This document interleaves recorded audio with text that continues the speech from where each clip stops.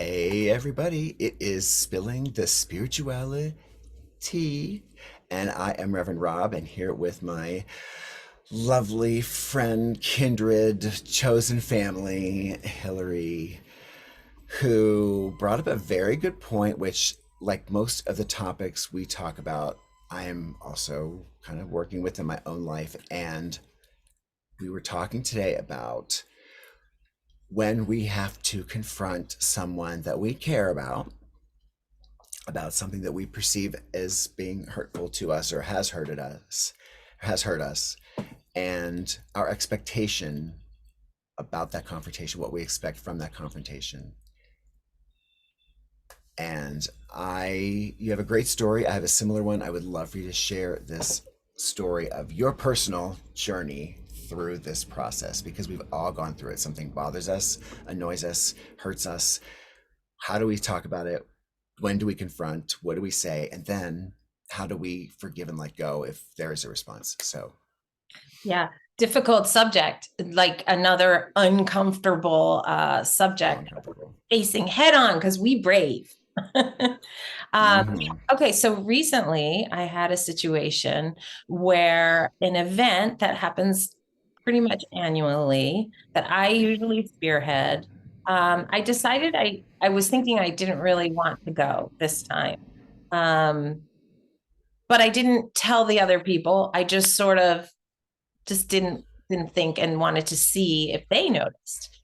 Anyway, I sent a joke about this annual event, and the person wrote back that they were going to this event, and maybe I should come. And I was immediately upset because I was like thinking in my head, oh my gosh, so they're going to this event.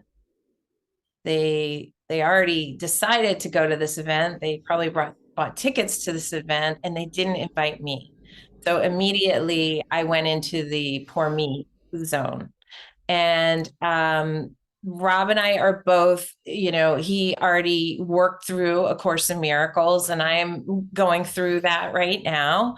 And I'm trying to teach myself to flip the script and how I normally do things. My normal knee-jerk reaction is to get angry and confront, um, or to not confront and hold bitterness in my heart. And the reason I wanted to talk about this is I suspect that our audience, you guys, probably do the same thing. It's very common, right? When we're upset about something, we either hold that anger and don't say anything, or we confront, and maybe that doesn't go well either. So this time I thought about it and I was like, I didn't want to go anyway. So, what is my intention here?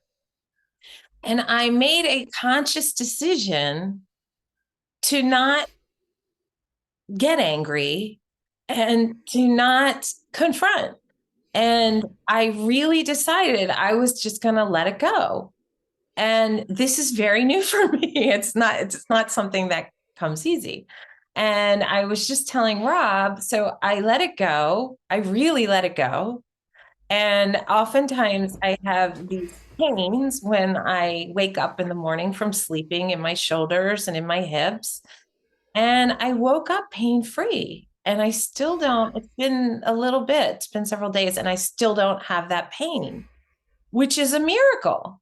And A Course in Miracles, which is called A Course in Miracles, discusses that when we decide to forgive and to not hold on to these things, that beautiful miracles can happen.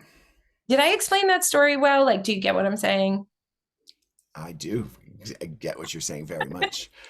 Um, yeah, and I think that journey to recognize when we are expecting something of other people that we really have no business expecting, like them to see things our way and then on some level to be sorry to us that they didn't see it our way, feels like that's how I go through my life. So I don't know what it feels like to not be that way. So, so, but I mean, but when you describe that situation, I think that it is just so powerful to know that you get to this point where there's a difference between ignoring or denying, your own self denial, or confronting with an expectation that someone's going to be like so sorry and be like, oh my god, and whatever they got to do to prostrate themselves in front of you to make you feel like you can now say, oh, but I forgive you, it didn't really matter anyway. you know that's a dynamic. It's one that I think that a lot of us find ourselves in relationships. But what do you do when you decide when you decide this way it's going to be different? I didn't want to go. Although if you did want to go, chances are you would go. So, and then respond anyway. So it's like you didn't want to go anyway. You were able to see that for whatever reason, they did not see the world the way that you did. I personally relate to the fact that, you were the organizer. So how could they organize this and realize, hey, Hilary's not here? Like, that's where I would go with this. Like, you went through all this process, and I'm usually the one who does it. So at some point I'm not trying to rile you up about it, but that's how I would see it. And I know that that's probably your thought process. And the fact that you could recognize it and go, none of that matters. Like, they love me. I don't doubt that. Like, if you Right. don't doubt that, then what's the problem? They just acted in their own best interest, but that's what anybody should be doing. And There is. interestingly enough, after I made the conscious decision to not be bitter and to not confront, I, I always pull cards in the morning, and I pulled this card, open. Oops. There it is, open heart. And one of the things it said in the explanation of this card is people do hurtful things because they don't feel loved. They are not at peace within themselves. Don't take it personal. And I felt like that was sort of kismet that I got this card. It was like, because that's my goal. My goal is to walk around this earth having an open heart. And the moment that I decide to be bitter or resentful because someone didn't do something the way I felt that they should is the moment that my heart closes, right? Yes, The moment that absolutely. this vice goes over my heart. So if I want to keep that open, then I have to understand that nothing is personal. People know the idea that we think that everybody thinks the way we do is ridiculous, because just like no two fingerprints are the same, no two interpretations are exactly the same. So by trying to get someone to see it the way we do, it's like putting a square peg in a round hole. It's just not going to work. And even if it does, I think it's just a band-aid, and it comes up again and again. So the interesting thing is the freedom that I felt from really not holding the bitterness, because I think that's what happens is we hold this bitterness. I I still feel so different, and we live in a world where it's hard to feel this because Yes. we've so been taught, this is the way you behave. If you don't behave like this, then there's consequences, or we walk around the earth bitter and all the time. And that's where we are now. Look at everybody's braced for a fight. Everybody in the universe is braced for a battle. And you brought up an interesting point, because you're working with the Course in Miracles, and I have been with a group as well. And the question that you had was, well, so if we can let these things go, if we can forgive people, if we can forgive ourselves, if we can truly not make these things trigger issues by consciously letting them go, because you've got an understanding of the way the world is, which is not everybody thinks the way we do, and we can't expect them to, and we don't doubt their love, so that your friends care about you. Then is it necessary? And I feel like that's a really important point. And I don't my in this discussion, yes, I would say it's not necessary, of course, because what would be the point? Discussions, yes. Again, as you said if somebody asked you how you felt, you could as a matter of conversations, not lie and say, oh, well, this did hurt me, but this is what I learned about myself in that process, which had nothing to do with you. In fact, Right. I think that's a powerful place to be. Yeah. Um, Because it it's very freeing. ultimately, it all comes back to you. Everything on this earth is not about anyone else. It's always about you and how you choose to perceive it and how and so in A Course in Miracles, I'm in the section where I'm learning about forgiveness. And it's just talking about how we always have to forgive. We have to forgive ourselves, and we have to forgive the people around us, because that's where the miracles are, when we Yes. when we choose to forgive. And you're right, we're so taught the opposite based on programming on TV, on like you said, in politics, in Everything's binary, fight, this my way, this way. And right. it's, Right. They keep calling it cancel culture or whatever. Yeah. And like, so it brought up a question in my mind, which I'd love to talk about, which is, if everything is ultimately up to you and how you choose to perceive it, then is there really a need for confrontation ever? and I would say based on this, I mean, no. And again, I wanted to jump in even before we started this stream, um, about accountability. And even as we're talking now,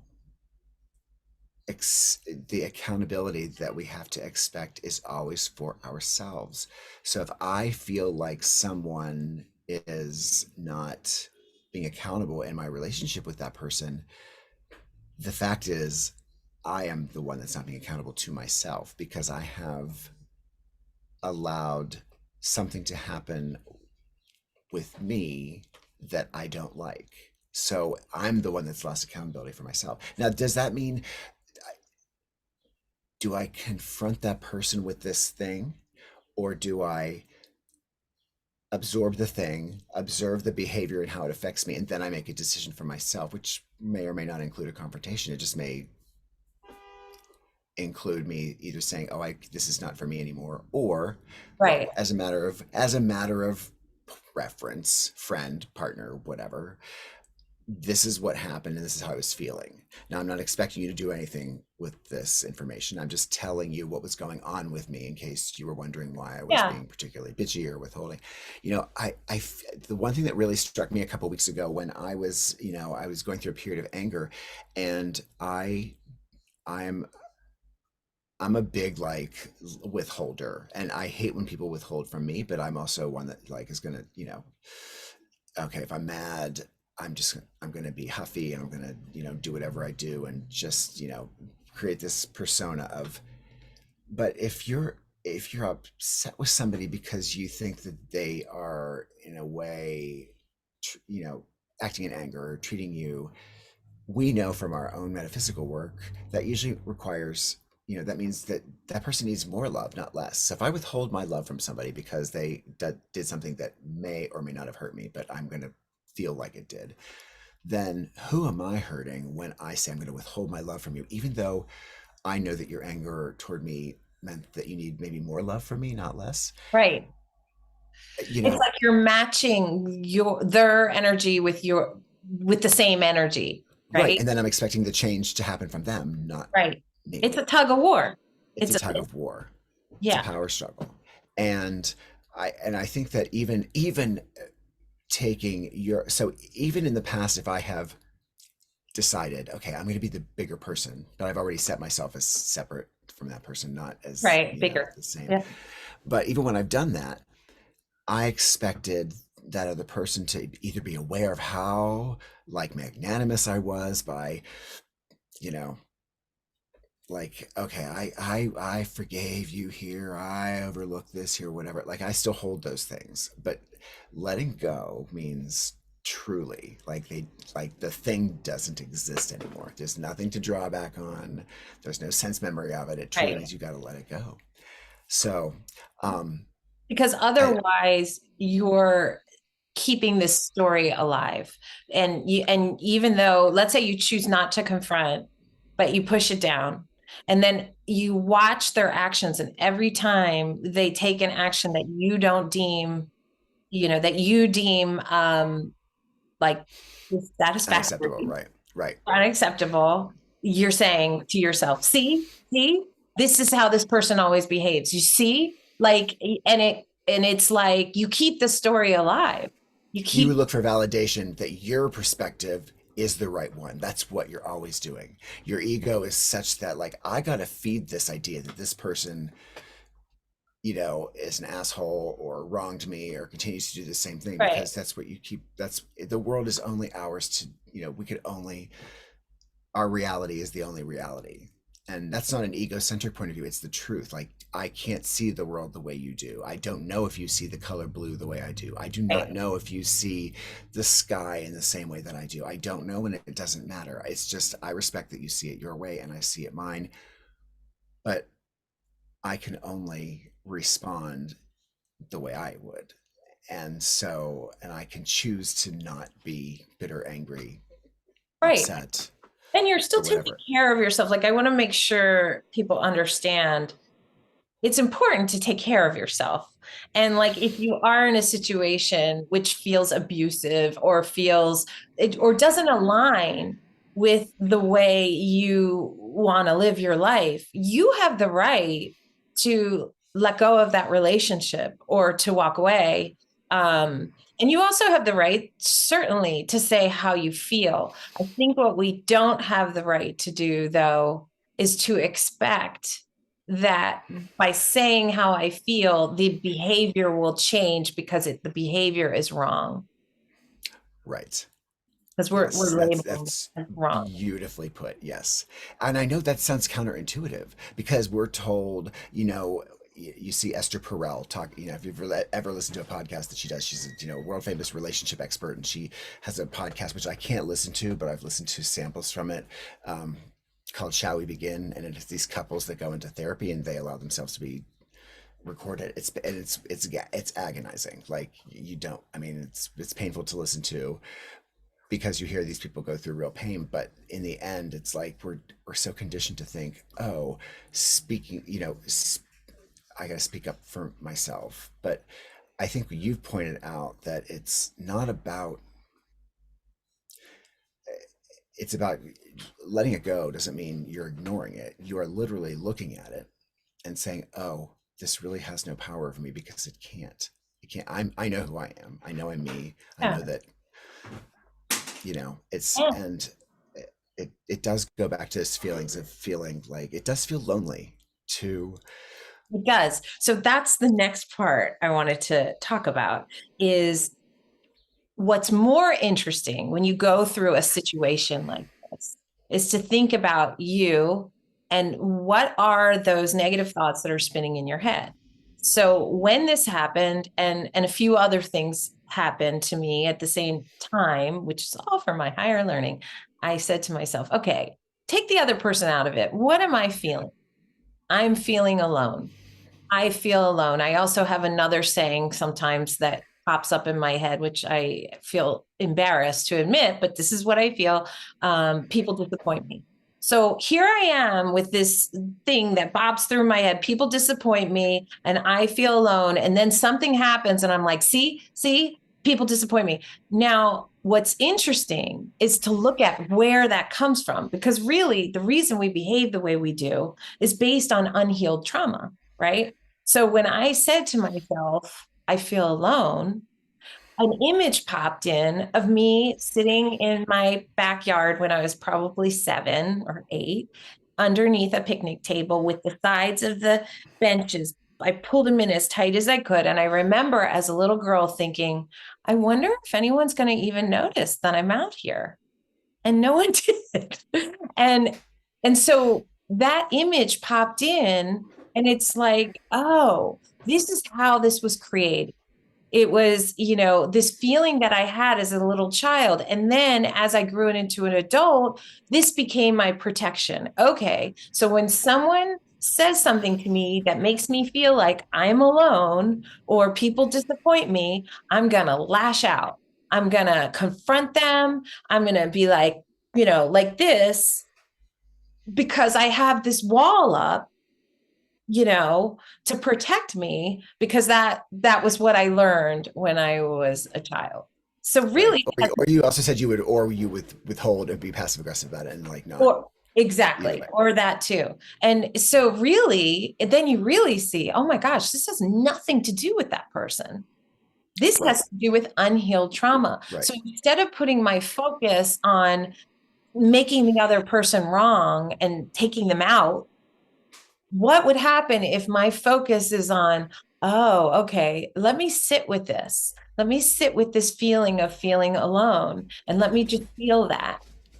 And then it passes through you and you heal the trauma, and the other person walks away and doesn't ever have to feel your anger. Right. Or confused or yeah. And again, it goes back to our favorite little poster. Like he says, when we're when we're triggered, which is what that is, if that feeling that you got when you found out that you weren't invited or whatever, what does that mean? Where does that come from? Because in the end, it has nothing to do with that other person. It has to do with, and I just came from a therapy session where I'm like whining, I shouldn't say whining, but I was sharing that, like why, this seems to be happening in, this has happened since I was whatever, high. But, and it was that alone feeling. And as you were sharing your story earlier, it's like, oh, wait, this is still me, still me. Like I can whine and say, I'm waiting for some unlocking of a therapeutic session to say, this is what it was for you. And so now you're going to be free of it. But it doesn't really matter if there's a pattern and it's not blameworthy to say, well, then it must be me. It's a claiming of responsibility, and it's empowering to say, oh, it must be me. So if it must be you that you made it so bad or you made yourself so alone in your life, then guess what? It must be you that you have the power to make it the opposite if you choose. It's a Yeah. hard concept. It's not, we want to believe that when we're powerful, it's of our own accord, and when we're not powerful, it's somebody else's fault. But it doesn't work that Right. way. It does not work Right. that way. Exactly. Good point. Uh, Yep. I similarly, several years ago, I was let go from my job in 2014, and I had two narratives going on in my head. I was really miserable at my, not my job, but my career. Like I wasn't in a place that I wanted to be. So I wasn't doing the best job that I knew I could do. Plus, for whatever reason, I could not get along with my boss. He was new, he was my age. I expected us to be pals and peers, but instead, he just really could not seem to get the Rob mojo. And just, people would talk to him about me and he'd be like, yeah, I don't see what people see in him. Like, he really was like so. And my ego could not process this. Like, here we are. You can't get more, kind of broy, which for lack of a better term, but I mean, we're both gay, we're both in the same generation, we're both, gay white men who had very similar, like, why are you treating me like I'm so anyway, things came to a head. I knew the kind of the separation was coming. I was fired. He was generous enough to let me stay till the end of the summer because I had my 50th birthday coming. All these things were coming up. I thought I was going to have a talk with him before I left, and like the morning that he was there, he'd had a brand new uh, receptionist.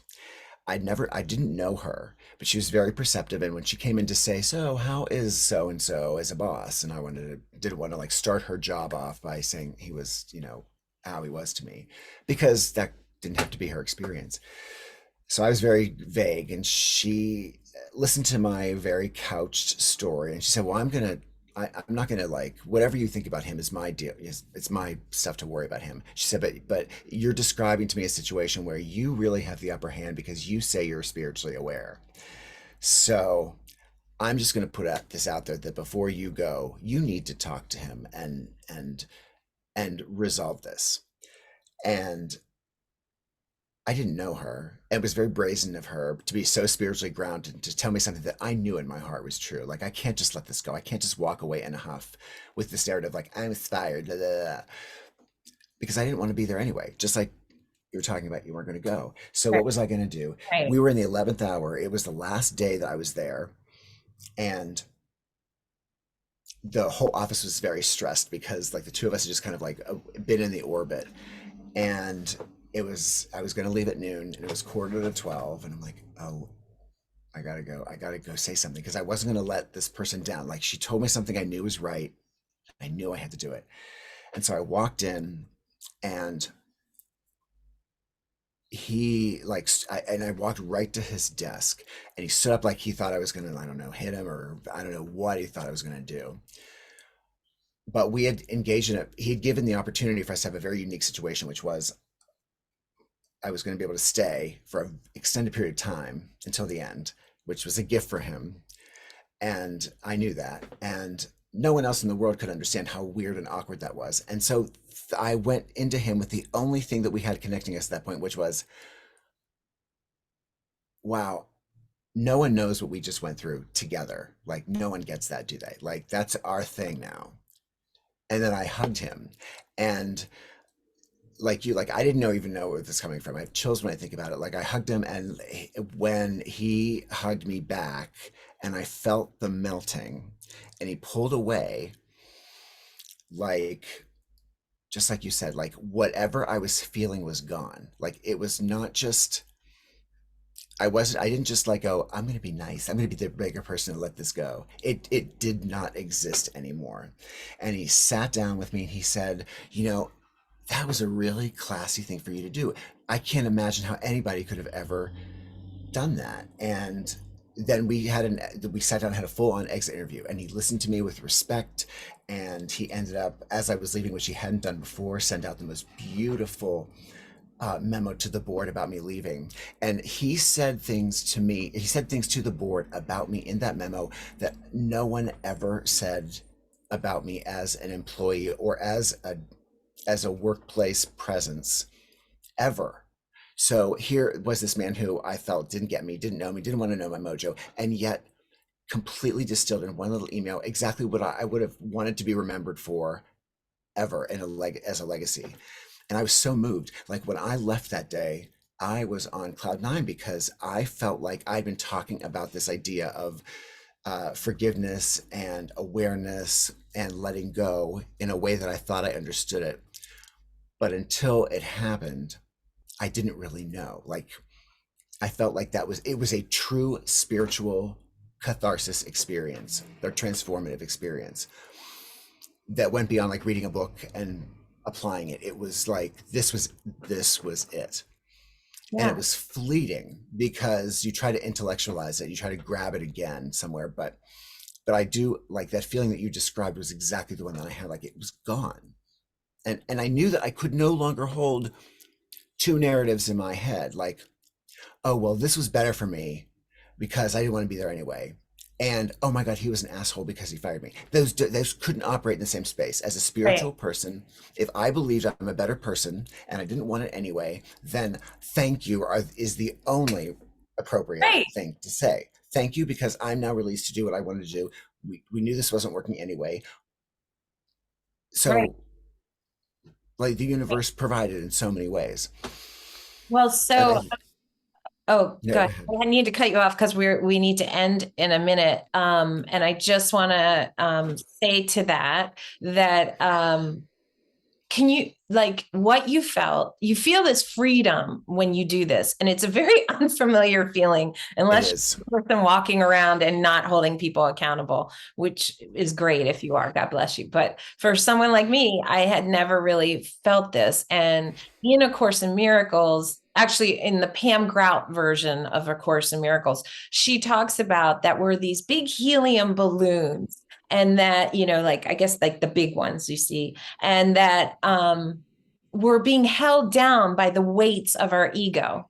And when we let go of all that ego stuff, we're able to soar and fly and feel this miracle that Rob just described and that I just described. It's like, oh my God, it feels so beautiful. And it's possible to feel this way a lot. if we choose, if we make, and we really have to finish up, but if we make in every decision, in every situation, if we, instead of turning it on the other person, bring it back to ourselves and say, okay, what am I here to learn? What do I need to learn here? Why is this triggering me so hard? And then we make our move based on that, but we let the other person go, and we understand that they're operating from their unhealed trauma. And so when we have full acceptance for them, and then of course we end up having full acceptance for ourselves, we experience a freedom that we didn't even know existed. And Right. Yes. it goes very counterculture to what's going on now, but I feel like it was important to talk about because it is such a problem in our culture, and it requires conscious thinking and flipping the script and doing things opposite the way you've done them. Because the way you've done them all those years, where's it Isn't getting working. you? It's not getting you. Right. So And we have to eliminate the self-righteousness. Like, we have to see that when we are feeling that, cross my hands, oh my God, I was wronged and someone has to pay, or I was wronged and I'm not going to tell them, they better find out how wrong they were. Like, open your arms up. And I'm telling this to myself as I share this, like you said, the open heart, open your heart. Like, more love is needed here, not less. And we can always ask ourselves, what can I do to help this situation? Or have I done what I've needed to do to help this situation for me? Have I done what I've needed to do to help me not feel bad? right. Like, And when we confront other people with our anger or our dissatisfaction, we think in that moment we feel powerful, or when we decide yes, that, fine, I'm not dealing with them anymore or whatever. When we decide in that moment, we feel powerful, but it's an egoic, fleeting power. And when we decide to allow them to be who they are and make decisions based on what when we point it back to ourselves, the power lasts. The power is much greater. yes, yes, So because we're the one in control. We're giving away our power when we do that. We feel powerful in the moment that we've given all this anger or whatever to someone else. But the fact is, isn't it more powerful to go, mm-mm, doesn't bother me? Like, it doesn't have to bother me. I don't have anything to say about it. I don't need to like make you pay. If you really get to a point where you realize it doesn't bother you, and it's okay to have your feelings, but you have to look at them and say, okay, I am bothered by this. Why? Because I feel alone. But the more I do this, the more alone I'm going to be. So exactly. let's choose differently. Exactly. Exactly. Well, I feel like we could have talked for 4 hours about this. Like, I hate to cut us off, and there might be more to this conversation. And I feel like this is a very kind of different approach. So I could see where people may be confused when they watch this, but stay tuned, because I have a feeling maybe we'll get more into forgiveness next time, or accountability, or all of those things. But just stay open-minded to the idea that everything ultimately falls back on you and what is your role in this. Because that'll set you free. It sets you free for sure. Yeah. All right. Well, Yay. Thank you. More to come. I hope you guys are liking the uncomfortable topics. We are enjoying them. And, I love that we get nervous to talk about these things, because that's a sign that we're on the right path, at least for ourselves, at least. So join us in that and comment, like, do whatever you need to do, but engage in the conversation. yep. Oh, thank you so much. All right. See you next time.